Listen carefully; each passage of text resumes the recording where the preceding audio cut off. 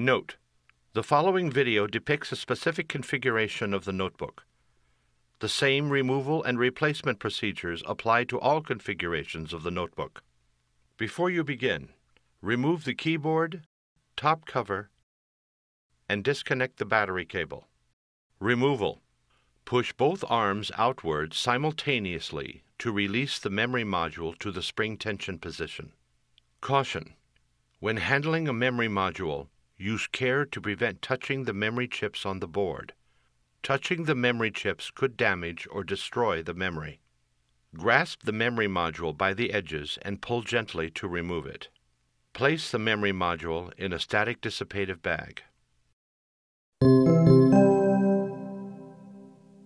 Replacement: grasp the memory module by the edges and remove it from the static dissipative bag.